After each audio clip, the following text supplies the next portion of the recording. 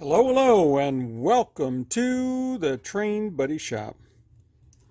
We're delighted to see you today, and we're going to work on, let's see, what is this thing? An FMH 2466 by, looks like Atlas. It says Atlas in China on it.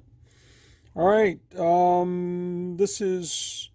looks like it's been hand numbered 201. Not quite sure what's going on here, whether this is a hand paint or not. But anyways, this is a classic Atlas Trainmaster, I believe. H2466 would be a Trainmaster.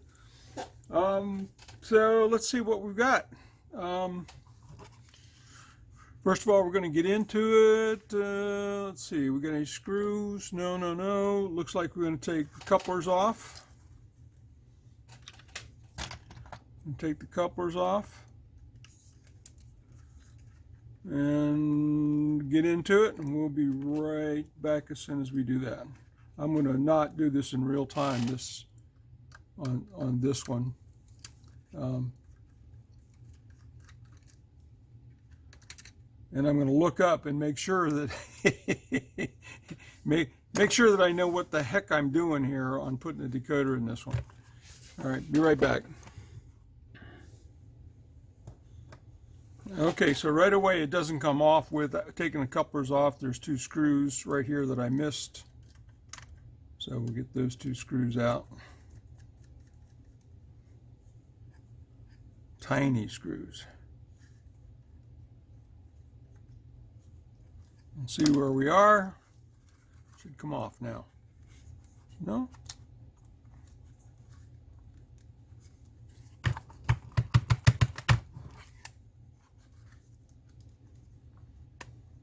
Well, starting to come off. There we go. All right, let's see what we got. Oh, good. Look here. We've got some holes, big holes here for speakers. So if we wanted to put sound in here, we could. This customer does not like sound. So we're just going to put a decoder in it and be done with it. Looks like pretty simple here. We've got an 8-pin plug. So we should just be able to take the 8-pin plug out and change it. But again, I'm going to check online and I'll be right back. Alrighty then, we've got it open, and I have verified now that the correct decoder, or the decoder that NCE recommends, is this, the D14SR. And so it looks like this, a pretty simple plug-in. We could have used something like this, a D13 WP. It's got the 8-pin connector on it, and we could have put it in here and flipped it around, and it would fit nice. Any of the other decoders, Digitrax and TCS, both have decoders that have 8 pins on them. Some of them have an integrated pins like this. Notice that there's a connector here. There's a standoff. And that standoff is used in some other models where it needs to come up above the plug here. So in this particular case, we may have to put that in. So I'm going to check on that. And one way to check on it is just to try it. We pull the 8-pin shorting block. So this shorts the pickup to the motor leads, so short across here, and also kind of 2 L's like this, and so you'll see it in some of them. It's just 2 pins that look like L's that fit in the corners, and that also hooks up the lights. So one of the ways just that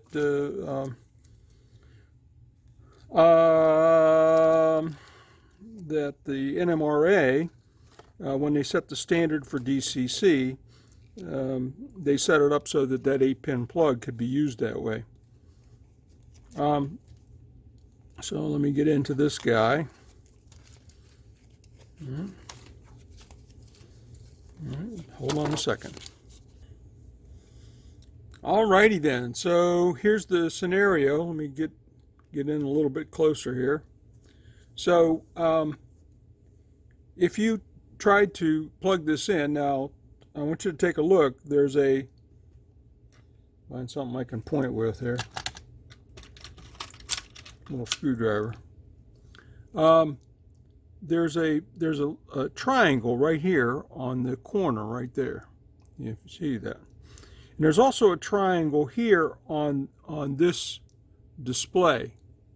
That says that both of those are pin 1, and you should align pin 1 with pin 1.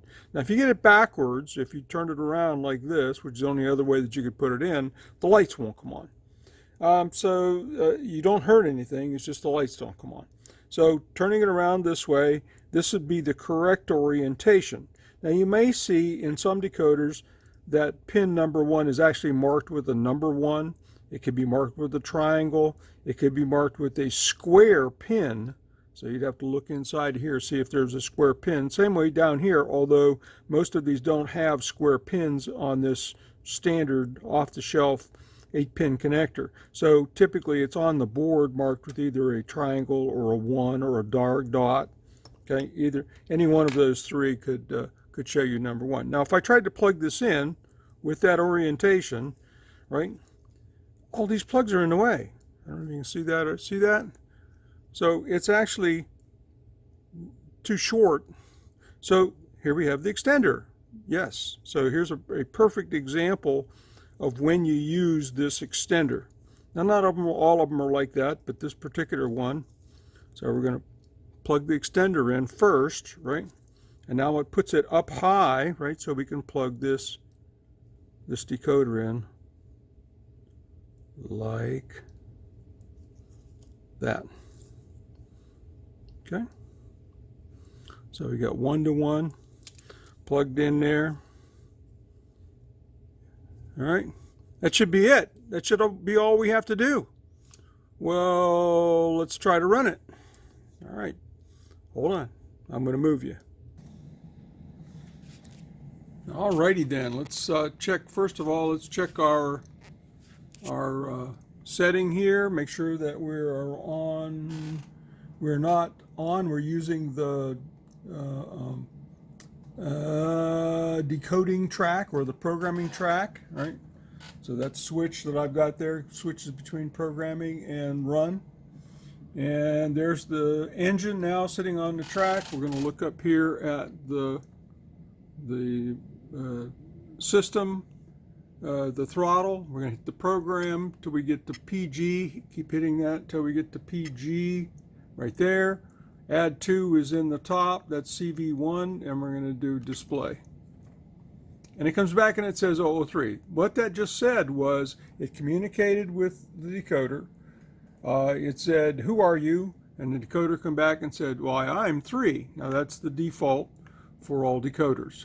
So now we're going to try, since it's come back with that, we're going to assume everything else is default as it comes out of the package. We're going to go ahead and turn on the layout, right?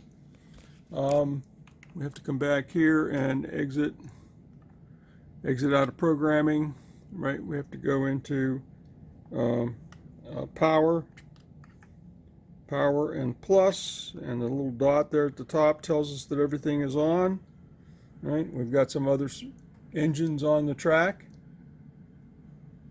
And they're going to select now engine number 3. So select, it's on the left hand side is blinking there. We're going to select 3 and loco, and we should be able to check the lights. Okay, now I don't think we have to change anything. If we blow the lights out, we'll have to change them to LEDs, but right.